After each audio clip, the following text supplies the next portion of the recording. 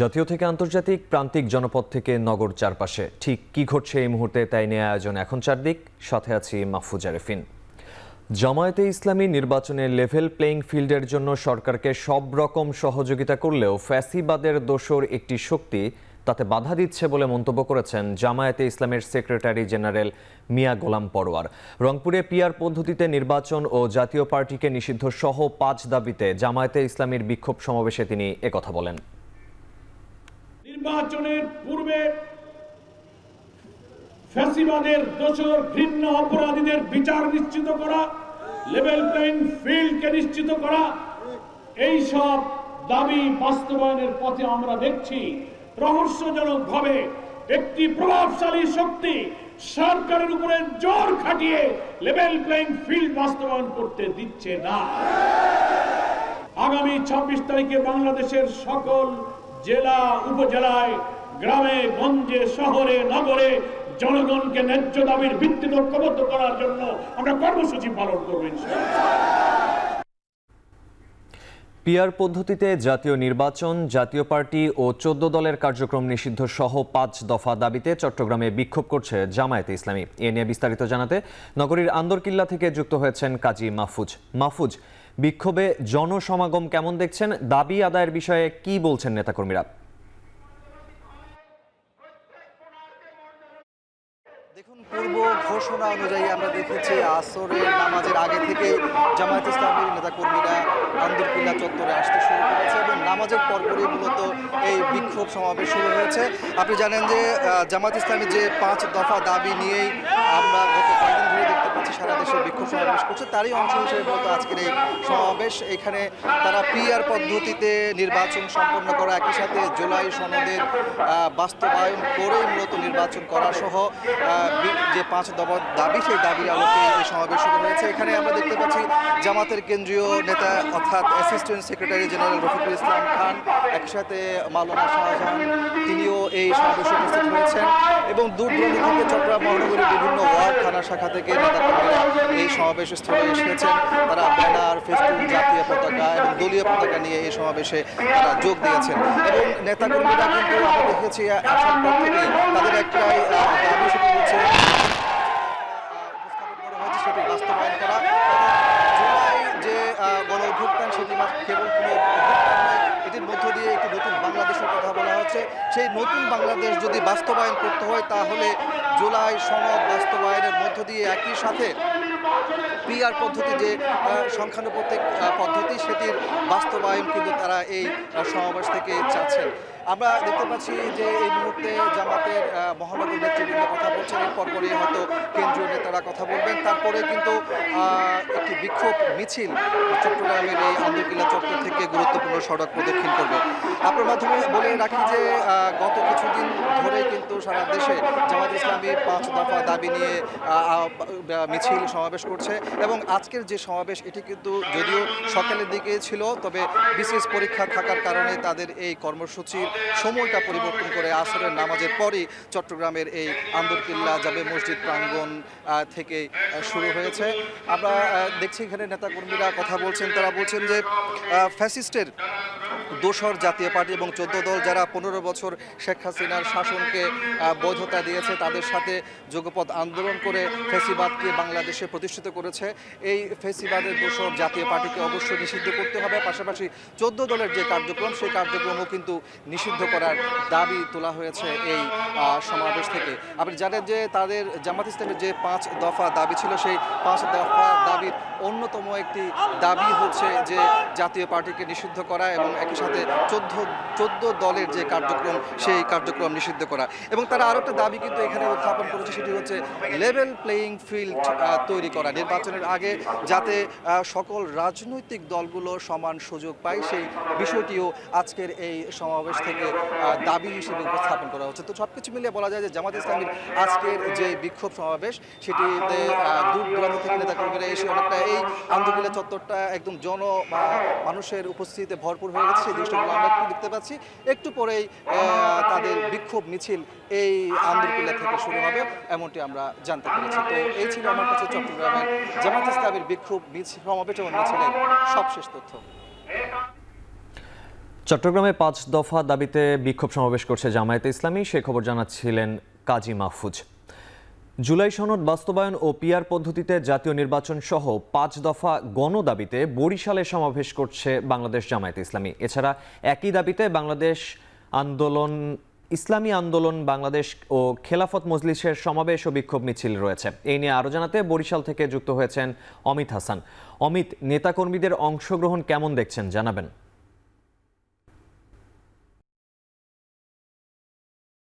রাখি যে বিকেল 4টা থেকেই বরিশালের এই ফজলুক অ্যাভিনিউ এলাকায় জামাত ইসলামীর যারা বিভিন্ন মহানগরীর বিভিন্ন ওয়ার্ড থেকে আগত যারা নেতাকর্মী রয়েছেন তাদের কিন্তু উপস্থিতি আমরা লক্ষ্য করেছি এবং এই মুহূর্তে এই ফজলুক অ্যাভিনিউ এলাকাটি পুরোপুরি কিন্তু জনসমুদ্রে পরিণত হয়েছে এবং সবার আসলে যে কেন্দ্রীয় ঘোষিত যে 5টি দাবি রয়েছে সেই দাবির সাথে একাত্মতা প্রকাশ করেই তারা কিন্তু এই সমাবেশে অংশগ্রহণ করেছেন এবং এই সমাবেশ শেষ করেই তাদের কিন্তু একটি গণমিছিল রয়েছে, সেই মিছিলেও সবাই অংশগ্রহণ করবেন এমন প্রত্যাশাই যারা আয়োজক রয়েছেন তাদের। এবং একটু জানিয়ে রাখি যে দাবিগুলো হলো জুলাই জাতীয় সনদের ভিত্তিতে আগামী ফেব্রুয়ারির নির্বাচন আয়োজন করা, আগামী নির্বাচনে উভয় পক্ষের পিআর পদ্ধতি চালু করা, অবাধ সুষ্ঠু ও গ্রহণযোগ্য নির্বাচনের লক্ষ্যে সকলের জন্য লেভেল প্লেইং ফিল্ড নিশ্চিত করা এবং ফ্যাসিস্ট সরকার সকল জুলুম নির্যাতন গণহত্যা দুর্নীতির বিচার দৃশ্যমান করার একটি দাবি তারা করেছেন।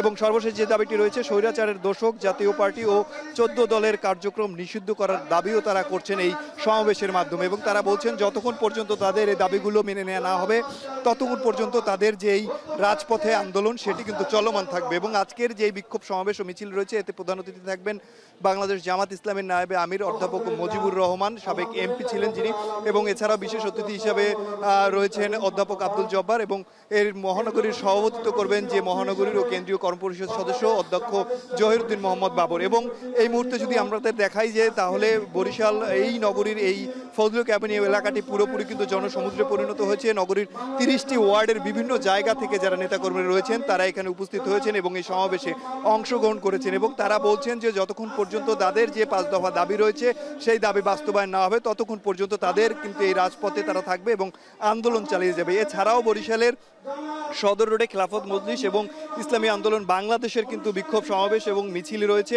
সেটিও কিন্তু ইতিমধ্যে আসলে শুরু হয়ে গেছে এবং তারাও আমরা দেখেছি 4টা থেকেই তাদের আন্দোলন সংগ্রাম চালিয়ে যাচ্ছে। এবং এই পর্যায়ে এই মুহূর্তে যারা স্থানীয় পর্যায়ের নেতাকর্মী রয়েছেন তারা বক্তব্য রাখছেন এবং যারা আগত রয়েছে নেতা কর্মীরা তারা কিন্তু এই সমাবেশে যারা বক্তৃতা রাখছেন তাদের কথা মনোযোগ দিয়ে শুনছেন এবং তাদের দাবির সাথে একাত্মতা পোষণ করেই তারা কিন্তু এই সমাবেশে অংশগ্রহণ করেছেন। এবং জানিয়ে রাখি যে বরিশালের 30টি ওয়ার্ডেই যারা এই জামাত ইসলামের নেতাকর্মীরা রয়েছেন তারা কিন্তু অংশগ্রহণ করছেন এবং 4টা থেকেই আমরা দেখেছি এই ফজলুক অ্যাভিনিউতে ছোট ছোট মিছিল আকারে তারা কিন্তু এসে অংশগ্রহণ করেছেন এবং এই মুহূর্তে পুরো যে এলাকাটি রয়েছে সেই এলাকাটি জুড়েই কিন্তু লোকে লোকারণ্য হয়ে গেছে, জনসমুদ্রে পরিণত হয়েছে। এবং এই যে সদর রোডের ফজলুক অ্যাভিনিউ ছাড়াও সদর রোডের অশ্বিনী কুমার হলের সামনেও আমরা দেখেছি যে ইসলামী আন্দোলন বাংলাদেশ সহ খেলাফত মজলিসের যারা নেতাকর্মী রয়েছেন তারাও কিন্তু জড়ো হয়েছেন, সেখানে মিছিল হচ্ছে এবং সমাবেশ অনুষ্ঠিত হচ্ছে। তো বরিশাল থেকে এই ছিল আমার কাছে সর্বশেষ। মাহফুজ। বরিশাল থেকে যুক্ত ছিলেন অমিত হাসান। ডক্টর মোহাম্মদ ইউনূস নিরপেক্ষতা হারিয়েছেন বলে মন্তব্য করেছেন ইসলামী আন্দোলনের আমির সৈয়দ মোহাম্মদ রেজাউল করিম। তিনি অভিযোগ করেন একটি দলের দিকে ঝুঁকে পড়েছেন ডক্টর ইউনূস। জুমার নামাজ শেষে বাইতুল মোকাররম মসজিদের সামনে প্রাথমিক বিদ্যালয়ে ধর্মীয় শিক্ষক নিয়োগের দাবিতে বিক্ষোভ সমাবেশে অংশ নিয়ে একথা বলেন তিনি। শেখ হাসিনা যে গানের শিক্ষক নিয়োগ দেওয়ার জন্য প্রজ্ঞাপন জারি করেছিল বা করতে পারে নাই, সেটা আপনি কেন করতেছেন? কার ইঙ্গিতে গানের শিক্ষক নিয়োগ দিবেন? এটা কি জাতীয় কোন শিক্ষা? যে সমস্ত আলেমরা সহি আকীদা বিশ্বাসী, সহি শুদ্ধ ভাবে কোরআন তেলাওয়াত করতে পারে এরকম শিক্ষককে নিয়োগ দিতে হবে। বাংলাদেশের 92% মুসলমানদের অর্থে পরিচালিত দেশের মধ্যে কোন অবস্থাতেই গানের শিক্ষক নিয়োগ দেওয়া যাবে না। জুলাই আন্দোলনের সাম্য, মানবিক মর্যাদা ও ন্যায় বিচারের যে স্লোগান উঠেছিল তা একমাত্র ইসলামের মাধ্যমেই প্রতিষ্ঠা সম্ভব বলে মন্তব্য করেছেন ইসলামী আন্দোলন বাংলাদেশের আমির মুফতি সৈয়দ মোহাম্মদ রেজাউল করিম।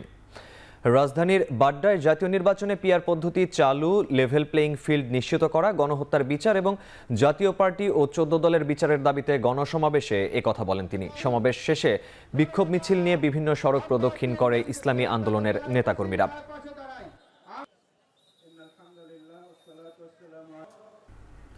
পিআর পদ্ধতির মতো অযৌক্তিক দাবিতে দেশে অস্থিতিশীলতা সৃষ্টির চেষ্টা চলছে বলে মন্তব্য করেছেন বিএনপির স্থায়ী কমিটির সদস্য ডাক্তার AZM জাহিদ হোসেন। তিনি বলেন, পিআর জনগণের দাবি বলা হলেও আসলে এটি দলীয় এজেন্ডা।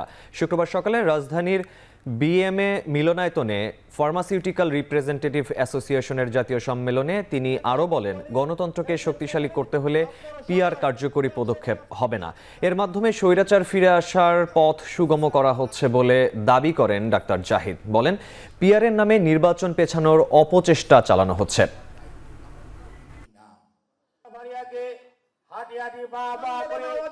এখন যতই নির্বাচন ঘনিয়ে আসছে, ঐক্যমতের আলোচনা শুরু হয়েছে, চলতেছে, তখন আমরা দেখলাম কেউ কেউ পিআর নিয়ে রাস্তায় নামতেছেন, প্রোগ্রাম করতেছেন। দ্যাটস গুড, প্রোগ্রাম করা ভালো, জনগণকে সচেতন করা ভালো, কিন্তু এর অর্থ এই না যে আপনি এক ধরনের কর্তৃত্ববাদিতা আপনার মতামত জনগণের নাম বলে জনগণের অনুমতি না নিয়ে চাপিয়ে দিবেন। কোন অবস্থাতেই গণতান্ত্রিক আচরণ নয়। দেশকে নির্বাচনের রাস্তায় নিয়ে গেলে সব ষড়যন্ত্র ব্যর্থ হয়ে দেশের পরিস্থিতি স্বাভাবিক হবে বলে মন্তব্য করেছেন বিএনপির ভাইস চেয়ারম্যান শামসুজ্জামান দুদু।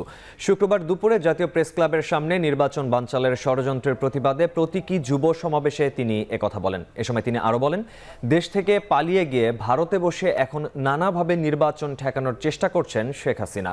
সুষ্ঠু নির্বাচন অনুষ্ঠিত হলে বিএনপি ক্ষমতায় আসবে বলে মন্তব্য করে সব ষড়যন্ত্র মোকাবেলায় সবাইকে ঐক্যবদ্ধ থাকার আহ্বান জানান তিনি।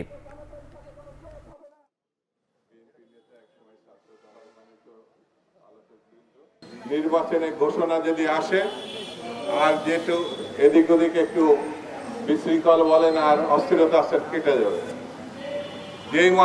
যেই মাত্র দেশকে নির্বাচনের রাস্তায় নামানো যাবে সেই মাত্র বাংলাদেশের স্বাভাবিক অবস্থা শুরু হবে এবং নির্বাচনের মধ্য দিয়ে বাংলাদেশের নাগরিককে তার রাজত্ব ফিরিয়ে দেওয়া, মানে ভোটাধিকার ফিরিয়ে দেওয়া, তার অধিকার ফিরিয়ে দেওয়া, এটা সম্ভব হবে।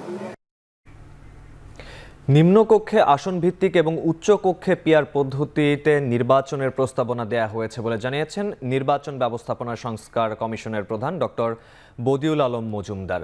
শুক্রবার সকাল 11টায় মেহেরপুরের গাংনী উপজেলা পরিষদ সভাকক্ষে সুশাসনের জন্য নাগরিক সুজন আয়োজিত এক মতবিনিময় সভায় তিনি এসব কথা বলেন। এ সময় তিনি বলেন, আসন ভিত্তিক এবং পিআর পদ্ধতি দুটি ক্ষেত্রেই ইতিবাচক ও নেতিবাচক দিক আছে, তবে সংস্কার কমিশন মনে করছে নির্বাচনে উভয় পদ্ধতিরই প্রয়োজন রয়েছে। এ সময় ঐক্যমতের মাধ্যমে সকল দলের অংশগ্রহণে একটি সুষ্ঠু ও নিরপেক্ষ নির্বাচন অনুষ্ঠিত হবে বলেও আশাবাদ ব্যক্ত করেন তিনি। অনুষ্ঠানে দি হাঙ্গার প্রজেক্ট বাংলাদেশের পিএফজি ইউথ লিডার ও সুজন নেতৃবৃন্দের সঙ্গে মতবিনিময় করেন বদিউল আলম মজুমদার।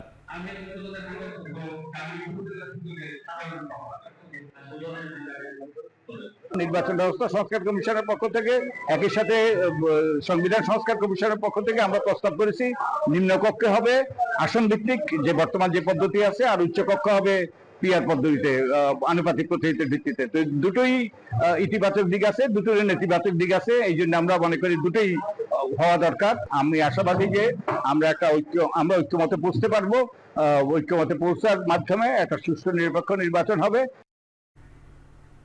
কোনো দল বা গোষ্ঠীর প্রতি পক্ষপাতমূলক আচরণ হলে সংসদ নির্বাচন সুষ্ঠু হবে না বলে মন্তব্য করেছেন টিআইবির নির্বাহী পরিচালক ডক্টর ইফতেখারুজ্জামান। এ সময় নির্বাচন কমিশন এবং অন্তর্বর্তী সরকারকে জাতীয় ও আন্তর্জাতিক চাপ উপেক্ষা করে নিরপেক্ষ থাকতে হবে বলেও জানান তিনি।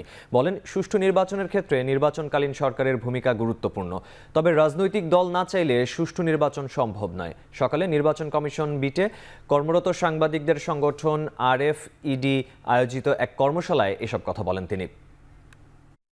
নির্বাচনকালীন সরকার যদি পক্ষপাতিত্ব করেন, নির্বাচনকালীন সরকার যদি লেভেল প্লেইং ফিল্ড নিশ্চিত করার জন্য তার যে ভূমিকা সেটি পালন করতে ব্যর্থ হন, তারা যদি কোনো পক্ষের প্রতি পক্ষপাতিত্ব করেন, তাহলে সেই ক্ষেত্রে নির্বাচন সুষ্ঠু হওয়ার সম্ভাবনা কিন্তু মোটেই থাকে না। জনগণের ভোটের অধিকার ফেরত দিতে চাই, এই কথাগুলো রাজনৈতিক দল বলবেন, সেটাই স্বাভাবিক। কিন্তু তার অন্তর্নিহিত উদ্দেশ্য যদি হয় যে আমি নির্বাচনে যাচ্ছি এই চেতনা নিয়ে যে আমি জিতবো, আমাকে জিততে হবে এবং এই শর্তে আমি নির্বাচনে যাব, তাহলে কিন্তু আমার সেই দলের বা সেই প্রতিষ্ঠানের পক্ষ থেকে সুষ্ঠু, নিরপেক্ষ এবং লেভেল প্লেইং ফিল্ড নিশ্চিত করা যে শর্তাবলী, সেটা পালন করা কঠিন হবে। ছুটির দিনেও জমে উঠেছে রাজশাহী বিশ্ববিদ্যালয় কেন্দ্রীয় ছাত্র সংসদ রাকসু নির্বাচনের প্রচারণা। পঞ্চম দিনের মতো সকাল থেকেই প্রার্থীরা আবাসিক হলে প্রচারণা চালাচ্ছেন। এ নিয়ে আরও জানাতে বিশ্ববিদ্যালয় থেকে যুক্ত আছেন মারুফ হাসান। মারুফ, এখন পর্যন্ত প্রচারণার ক্ষেত্রে কোনো অনিয়মের অভিযোগ আছে কিনা জানাবেন। মাহফুজ, যেটি বলছিলেন যে শিক্ষার্থীরা সকাল থেকেই আবাসিক হলগুলোতে তাদের প্রচারণা চালাচ্ছেন। আজকে যেহেতু ছুটির দিন, আমরা দেখেছি যে বিশ্ববিদ্যালয়ের আবাসিক যে 17টি হল আছে, সেই 17টি হলের মধ্যে ছেলেদের 11টি এবং মেয়েদের 6টি আবাসিক হল আছে। প্রত্যেকটি হলে আমরা দেখতে পাচ্ছি যে প্রার্থীরা তাদের যে শেষ মুহূর্তের প্রচারণা সেটি কিন্তু চালিয়ে যাচ্ছেন এবং সেখানে তারা তাদের ইশতেহার সহ অন্যান্য যেসব প্রাসঙ্গিক প্রচারণার জন্য যেমন লিফলেট বিতরণ, এগুলো কিন্তু তারা করছেন তাদের সহপাঠী এবং বন্ধুদের সঙ্গে নিয়ে। এবং আপনি আরো একটি প্রশ্ন যেটি করলেন যে এখানে নির্বাচনের প্রচারণে কোনো ধরনের সমস্যা হয়েছে কিনা। নির্বাচনকে কেন্দ্র করে তাদের যে প্রচারণার যে বিধি, আচরণ বিধি আছে, সেটি কিন্তু সবাই পুঙ্খানুপুঙ্খানুভাবেই মেনেই কিন্তু তারা প্রচারণা চালাচ্ছেন। এখন পর্যন্ত প্রচারণার যে আচরণ বিধি ভঙ্গের কোনো ধরনের অভিযোগ এখন পর্যন্ত পাওয়া যায়নি এবং বিশ্ববিদ্যালয়ের নির্বাচন কমিশনের পক্ষ থেকেও এমনটি কিন্তু জানানো হয়েছে যে এখন পর্যন্ত কোনো প্রার্থী নির্বাচনের প্রচারণা ভঙ্গ করেনি।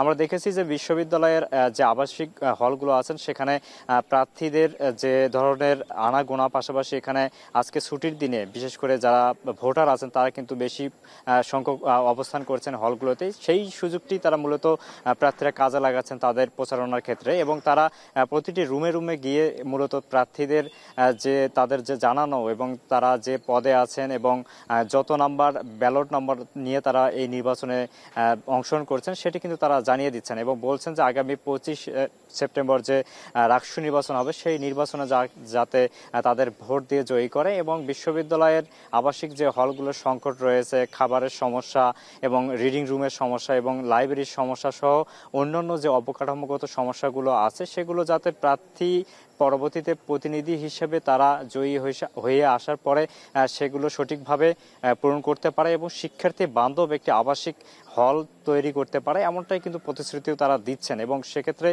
যারা এখানে ভোটার আছেন তাদের কাছে ভোটের মাধ্যমে তাদের জয়ী করে যাতে এই কাজগুলো করার সুযোগ দেওয়া হয় এমনটাই কিন্তু প্রত্যাশা করছেন।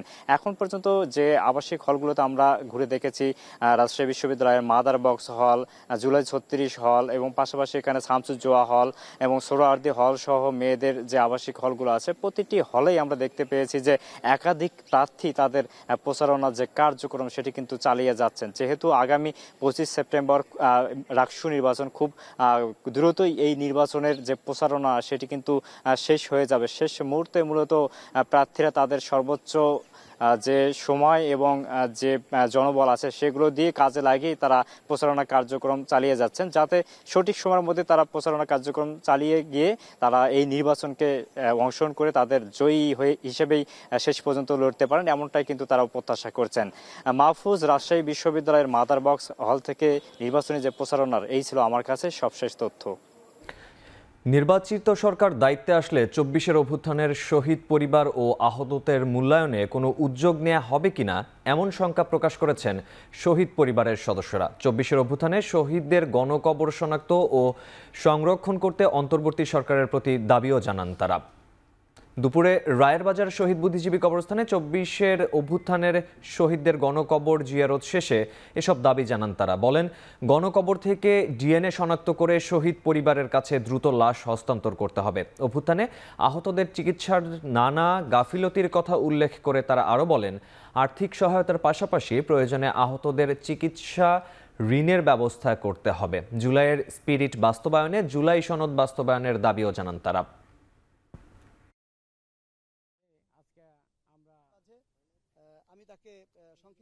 মাননীয় সরকারকে আমরা বারবার অনুরোধ করছি যেন প্রত্যেক যে আলাদা আলাদা করে আইডেন্টিফাই করে যেন এগুলি প্রকাশ করা। প্রত্যেকটা শহীদ পরিবারের পুনর্বাসনের ব্যবস্থা করতে হবে। আহতদের পুনর্বাসনের জন্য জুলাই ফাউন্ডেশন থেকে বিশেষ উদ্যোগ নেওয়া হয়েছে।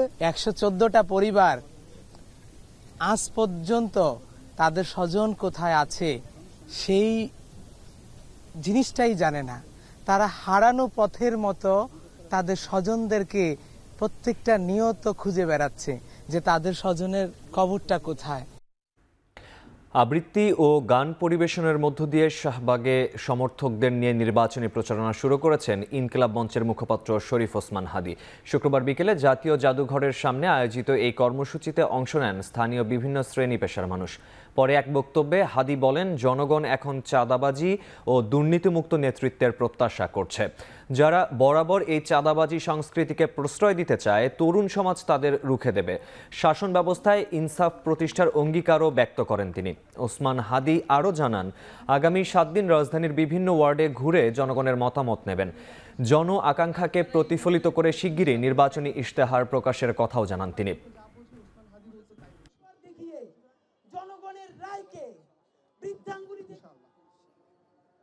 যেই বাচ্চারা হাসিনাকে পালাতে বাধ্য করেছে, আপনারা যদি ভোট ডাকাতির বা ভোট চুরির বা ভোট কেনার চিন্তা করেন, আপনারাও গণপ্রতিরোধের শিকার হবেন। সুতরাং একই সাথে বাংলাদেশপন্থী সকল রাজনৈতিক দলকে অনুরোধ করছি, আপনারাও আমাদের সাথে আসেন, ইনসাফের বাংলাদেশ বিনির্মাণে চলেন। আমাদের ইশতেহার হোক, চাঁদাবাজি করব না, চাঁদাবাজি করতে দিব না, 1 পয়সা হারাম খাবো না, 1 পয়সা আমার বন্ধুদেরকে হারাম খেতে দিব না। প্রায় 24 বছর আগে বুয়েটের শিক্ষার্থী সাবেকুন নাহার সনি হত্যার মামলায় অন্যতম আসামি মুশফিক উদ্দিন টগরকে গ্রেপ্তার করেছে rapid action battalion RAB. Karwan বাজারে র্যাবের মিডিয়া সেন্টারে ব্রিফিংয়ে লেফটেন্যান্ট কর্নেল ফায়াজুল আরেফিন জানান, রাজধানীর আজিমপুর এলাকা থেকে তাকে গ্রেপ্তার করা হয়। এ সময় তার কাছ থেকে একটি রিভলভার ও 156টি গুলি জব্দ করা হয়েছে।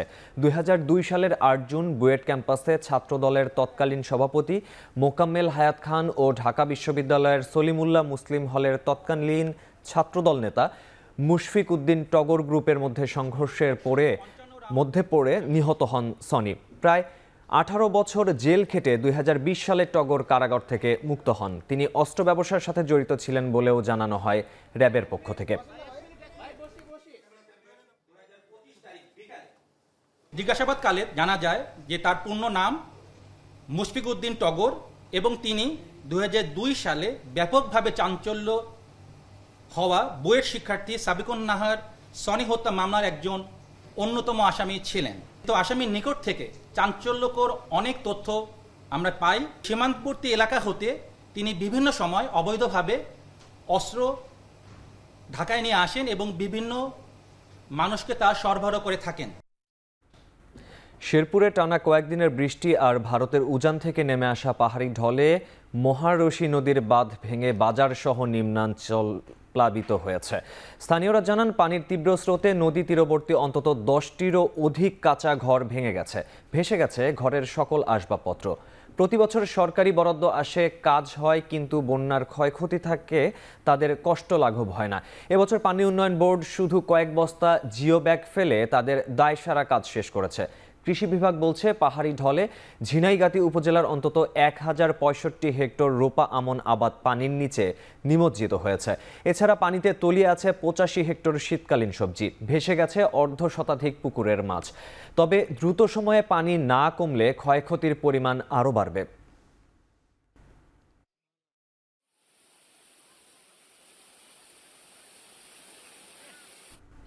কুমিল্লার হোমনায় মাজারে ভাঙচুর ও অগ্নিসংযোগের ঘটনায় অজ্ঞাতনামা 22 জনকে আসামি করে মামলা দায়ের করা হয়েছে। বৃহস্পতিবার গভীর রাতে হোমনা থানায় এই মামলা দায়ের করা হয়। শুক্রবার দুপুরে মামলার বিষয়টি নিশ্চিত করে পুলিশ। এর আগে বুধবার সামাজিক যোগাযোগ মাধ্যমে মুহাম্মদ সাল্লাল্লাহু আলাইহি ওয়াসাল্লাম সম্পর্কে কটূক্তির অভিযোগে মহসিন নামে এক ব্যক্তির বাড়িঘর ও তার দাদা কফিল শাহ এর নামে প্রতিষ্ঠিত মাজারে ভাঙচুর ও অগ্নিসংযোগ করে বিক্ষুব্ধ জনতা।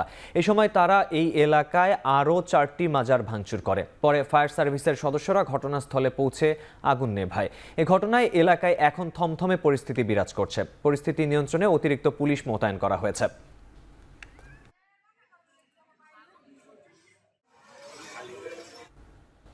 কক্সবাজার চট্টগ্রাম মহাসড়কের চকরিয়ায় যানবাহন থামিয়ে ডাকাতিকালে মারধরে এক যুবক নিহত ও 4 জন আহত হয়েছেন। বৃহস্পতিবার রাত 12টার দিকে চকরিয়া উপজেলার ডুলা হাজরা ইউনিয়নের মালুমঘাট এলাকায় এই ঘটনা ঘটে। নিহত মাহমুদুল হক উখিয়া উপজেলার পালংখালী ইউনিয়নের বালুখালী এলাকার বাসিন্দা। তবে আহতদের নাম ও পরিচয় নিশ্চিত করা যায়নি। প্রত্যক্ষদর্শীরা জানায়, বৃহস্পতিবার মধ্যরাতে চকরিয়ায় মালুমঘাট এলাকায় মহাসড়কে রশির ফাঁদ দিয়ে যানবাহন চলাচলে প্রতিবন্ধকতা তৈরি করে একদল ডাকাত।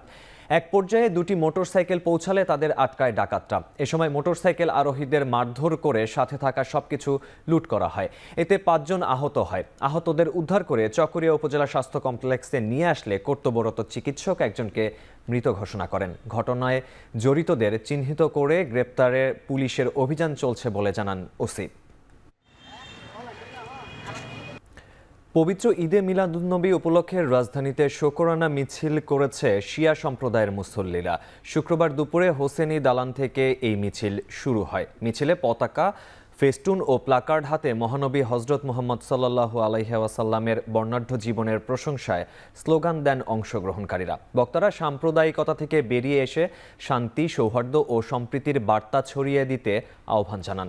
মিছিলে শিয়া সম্প্রদায়ের নানা বয়সী নারী পুরুষ অংশ নেন। তারা জানান, বিশ্ব মানবতার মুক্তির বার্তা তুলে ধরাই এই মিছিলের মূল উদ্দেশ্য। মহানবীর শিক্ষাকে জীবনে ধারণ করলেই সমাজে ন্যায় ও মানবতা প্রতিষ্ঠা সম্ভব বলেও আশাবাদ ব্যক্ত করেন তারা। পরে মিছিলটি রাজধানীর বিভিন্ন গুরুত্বপূর্ণ সড়ক প্রদক্ষিণ করে জাতীয় প্রেস ক্লাব অতিক্রম করে পুনরায় পুরান ঢাকায় গিয়ে শেষ হয়।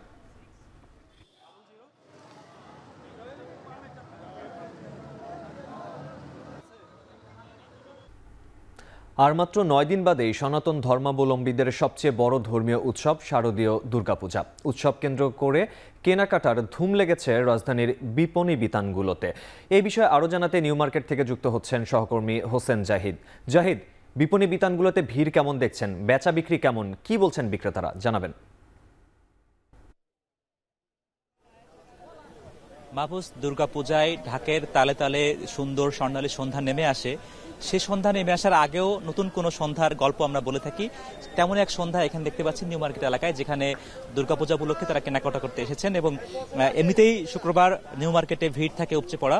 তার উপর যেহেতু পূজা খুবই সন্নিকটে, সেই ছুটি শেষ বেলায় ছুটিটা পেয়ে পরিবার সহ এখানে কেনাকাটা করতে এসেছেন এমন সনাতন ধর্মাবলম্বী মানুষের সংখ্যা আমরা বেশ দেখতে পেয়েছি। এবং এখানে মূলত নারীদের জন্য যে সকল পোশাকগুলো বেশি আকর্ষিত হচ্ছে সেগুলো হচ্ছে জামদানি শাড়ি, কাতান শাড়ি, আবার লেহেঙ্গা, থ্রি পিস, সেগুলোও যে পছন্দ করছেন না তা না। এবং যে এবার যে আসলে উষ্ণ আবহাওয়া, সে আবহাওয়ার সঙ্গে খাপ খাইয়ে তাদের পছন্দসই পোশাক পছন্দ করতে চাইছেন ক্রেতারা। শিশুদের জন্য যেমন এখানে বিশেষ চাপ দেখতে পাচ্ছি, বিশেষ করে শিশুদের যে সকল জুতার দোকানগুলো সেখানে আরো বেশি উপচে পড়া ভিড়।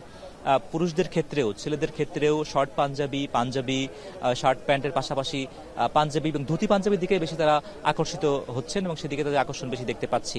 এবং অন্যবার যেভাবে আসলে দাম দর নিয়ে হতাশা, ক্ষোভ, আক্ষেপ সেগুলো দেখা যায়, আজকের দিনটাতে আমরা যেটি দেখেছি আক্ষেপের চেয়ে তারা এই পূজা উপলক্ষে কেনাকাটায় বেশি মনোযোগী হচ্ছেন। তারা মনে করছেন যে আসলে পূজাকে উৎসব মুখর করতে কিছু ব্যয় করছেন, কিন্তু এর ভিতরে আনন্দটাও তারা উপভোগ করছেন। অনেক পরিবারকেই পেয়েছি যারা আসলে এই ছুটির দিনটাকে পরিবার সহ ঘুরতে এসেছেন, কেনাকাটা করতে এসেছেন। কেউ কেউ আজকে না কিনলেও পছন্দের তালিকাটাও তৈরি করে নিয়ে যাচ্ছেন মনে মনে। পরবর্তী ছুটির দিনে তারা এসে হয়তো বা সেই ব্যাগ বোঝাই করে ঘরে ফিরবেন। মাহফুজ, আরেকটি বিষয় খুব বেশি প্রাসঙ্গিক, এবার যেহেতু 2 অক্টোবরেই আসলে পূজা শেষ হবে, শুরু হবে 28 সেপ্টেম্বর। এই সময়টা কিন্তু খুবই উষ্ণ একটি আবহাওয়া পার করতে হবে যারা পূজা উদযাপন করবেন, পূজার সঙ্গে আনন্দে একাকার হয়ে যাবেন। কাজেই আসলে পোশাকের যে পছন্দসই তালিকা তৈরি করা, সেখানে বারবারই এটি প্রাধান্য দেওয়া হচ্ছে যে আসলে এই উষ্ণতাকে হার মানিয়ে যে সকল পোশাক স্বাচ্ছন্দ্য বোধ করেন সেই পোশাকগুলো। এর পাশাপাশি আমরা নিউ মার্কেটের পার্শ্ববর্তী অন্যান্য যে সকল বিপণী বিতানগুলো রয়েছে সেগুলোতেও উপচে পড়া ভিড় দেখতে পেয়েছি। আসলে আনুপাতিক হারে যে সকল সনাতন ধর্মাবলম্বীদের মানুষের আনাগোনা দেখি, আজকের দিনটাতে একটু বেশি। এটি নিশ্চয়ই পূজা উপলক্ষে এবং আগামী দিনগুলোতে এমন আনাগোনা, এমন বেচাকেনা, এমন উৎসব মুখর সন্ধ্যা আবারও হয়তো বা দেখবো। মাহফুজ, পরবর্তী বুলেটিনের চেষ্টা করবো এই কেনাকাটা আর কোনো খবর আছে কিনা সেটা জানাতে। দুর্গাপূজার কেনাকাটার খবর জানাচ্ছিলেন হোসেন জাহিদ। সারা দেশে আসন্ন শারদীয় দুর্গাপূজাকে কেন্দ্র করে চলতি প্রতিমা তৈরি সহ নানা আয়োজন। চুয়াডাঙ্গায় ইতোমধ্যেই বিভিন্ন মন্দিরে প্রতিমায় মাটির প্রলেপের কাজ শেষ, বাকি আছে শুধু রং তুলির আছরের কাজ। এবার চুয়াডাঙ্গায় 4 উপজেলায় 112টি মন্দিরে দুর্গাপূজা অনুষ্ঠিত হবে। পঞ্জিকা অনুযায়ী আগামী 28 সেপ্টেম্বর সকাল 9টায় মহাষষ্ঠী পূজার মধ্য দিয়ে শুরু হবে মহা দুর্গোৎসব। এদিকে মাগুরাতেও দুর্গাপূজাকে সামনে রেখে চলছে ব্যাপক প্রস্তুতি। জেলার 4টি উপজেলায় মোট 611টি মণ্ডপে পূজা অনুষ্ঠিত হবে। পূজা নির্বিঘ্নে পালনে 5 দিনব্যাপী পূজায় সকল মণ্ডপে নজরদারি সহ পুলিশের টহলও থাকবে।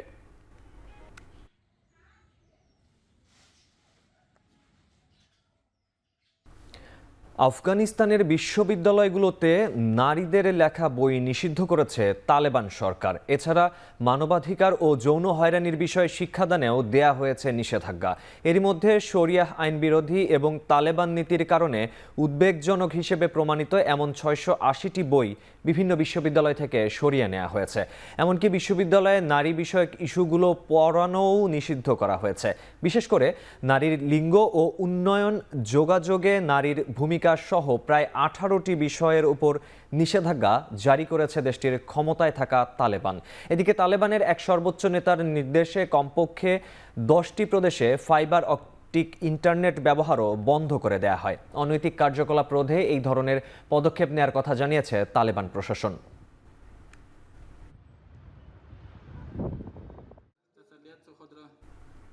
ট্রাম্প বিরোধী কিছু প্রচার করলেই টিভি চ্যানেলের লাইসেন্স বাতিলের হুমকি দিয়েছেন মার্কিন প্রেসিডেন্ট। যুক্তরাষ্ট্রের জনপ্রিয় উপস্থাপক জিমি কিমেলের ঘটনায় জের ধরে এই মন্তব্য করেন ট্রাম্প। গেল সপ্তাহে একটি লাইভ অনুষ্ঠানে ট্রাম্পের ঘনিষ্ঠ চার্লি কার্কের হত্যাকাণ্ড নিয়ে বিতর্কিত মন্তব্য করায় বাতিল করা হয় জিমি কিমেলের টক শো। এবার তাকে সাময়িক বরখাস্ত করেছে এবিসি চ্যানেল।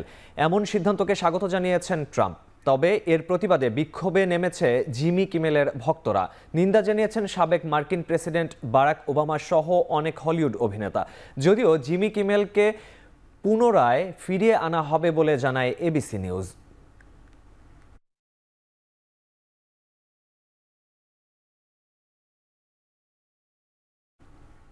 বাজেট সংকোচন নীতির প্রতিবাদে এবারে ফ্রান্সের প্রেসিডেন্ট ইমানুয়েল ম্যাক্রোর বিরুদ্ধে প্যারিসের রাজপথে বিক্ষোভে নেমেছে নানা শ্রেণী পেশার লাখ লাখ মানুষ।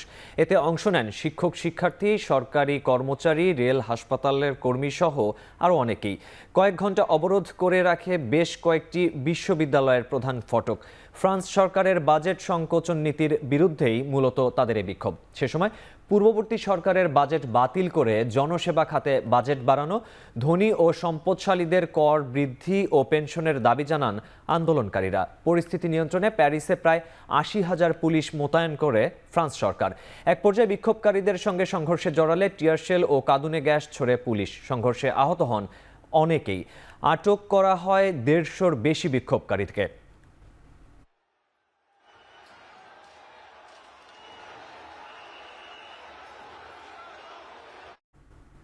এবার অ্যাপলের আইফোন 17 সিরিজের কোনো ফোন কিনতে ভারতের মুম্বাই ও দিল্লির বেশ কয়েকটি দোকানে ক্রেতাদের মধ্যে তুমুল সংঘর্ষের ঘটনা ঘটেছে। গেল সপ্তাহে উদ্বোধন হয় আইফোন 17 সিরিজের ফোন, যেখানে আইফোন 17, 17 এয়ার, 17 প্রো ও 17 প্রো ম্যাক্সের উদ্বোধন হয়। পর্দা ওঠার পর থেকেই অ্যাপলের নতুন মডেলের ফোন কিনতে অধীর আগ্রহে অপেক্ষা করে ক্রেতারা। সেই অপেক্ষার অবসান ঘটিয়ে আজ থেকে আনুষ্ঠানিকভাবে বিশ্বের বিভিন্ন দেশে বিক্রি শুরু হয় আইফোন 17 সিরিজের মোবাইল। আর এতেই প্রচণ্ড ভিড় তৈরি হয় অ্যাপলের দোকানগুলোতে। ভারত ছাড়াও চীন ও যুক্তরাষ্ট্রের দোকানেও অ্যাপল ভক্তদের ভিড় চোখে পড়ার মতো। স্কুবা ড্রাইভিংয়ের সময় দুর্ঘটনায় প্রাণ হারিয়েছেন ইয়া আলী, গানের জন্য সুপরিচিত ভারতীয় সঙ্গীত শিল্পী জুবিন গার্গ। শুক্রবার বিকেলে সামাজিক যোগাযোগ মাধ্যমে গায়কের মৃত্যুর খবর নিশ্চিত করেন আসামের মন্ত্রী অশোক সিংঘাল। জানা যায়, সিঙ্গাপুরে স্কুবা ড্রাইভিংয়ের সময় সাগরে পড়ে যান 52 বছর বয়সী শিল্পী। তাকে দ্রুত উদ্ধার করে হাসপাতালে ভর্তি করা হয়। নিবিড় পরিচর্যা কেন্দ্রে চিকিৎসাধীন অবস্থায় মৃত্যু হয় তার। 90-এর দশকে আসাম রাজ্যে ব্যাপক সুনাম কুড়িয়েছিলেন তিনি। তবে জাতীয় পর্যায়ে পরিচিত নাম হয়ে ওঠেন 2006 সালে ইয়া আলী গানের ব্যাপক সাফল্যের মাধ্যমে। শেষ করছি এখন চারদিক। এখন টেলিভিশন ওয়েবসাইটে দেখতে ভিজিট করুন www.ekhon.tv, ফেসবুকে দেখতে ভিজিট করুন facebook.com/tv.ekhon এবং ইউটিউবে দেখতে ভিজিট করুন youtube.com/c/ekhon tv।